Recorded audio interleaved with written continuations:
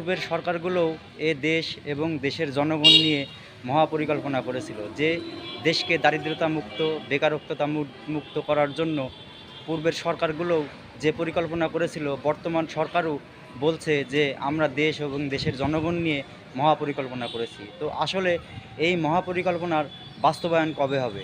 এই দেশ থেকে দারিদ্র্য মুক্ত কবে হবে? এই দেশ থেকে বেকারত্ব মুক্ত কবে হবে? এই দেশ থেকে ঘাটতি কবে পূরণ হবে? দেশে তেলের দাম বৃদ্ধি, গ্যাসের দাম বৃদ্ধি, তারপরে বিদ্যুতের দাম বৃদ্ধি। আমরা দেখতে পাচ্ছি খাদ্যদ্রব্যমূল্যের দামও বৃদ্ধি।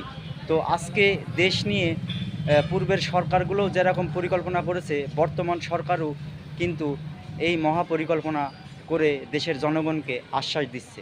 তো আসলে এত পরিকল্পনা করছে, পূর্বের সরকারগুলোও করেছে, বর্তমান সরকারও করছে, কিন্তু দেশে এত ঘাটতি পড়ে যাচ্ছে, বিদ্যুতের দাম বৃদ্ধি পাচ্ছে, আমরা বেকারত্বতা বাড়ছে, সমাজে দিন দিন দারিদ্রতা বাড়ছে। তো এই দারিদ্রতা থেকে এই দেশ কবে মুক্ত হবে? এই সমাজ কবে বেকারত্ব মুক্ত হবে? এই দেশে তেলের দাম বৃদ্ধি, তেলের দাম মূল্য কবে কমবে? খাদ্যদ্রব্য মূল্যের দাম কমবে কবে? তো আমরা দেখতে পাচ্ছি যে এই 18 কোটি জনগণ নিয়ে পূর্বের সরকারও যে পরিকল্পনা করেছে, সে সরকারও কিন্তু তাদের ব্যর্থতা নিয়ে পালিয়েছে। বর্তমান সরকারও দেশ নিয়ে মহাপরিকল্পনা করছে।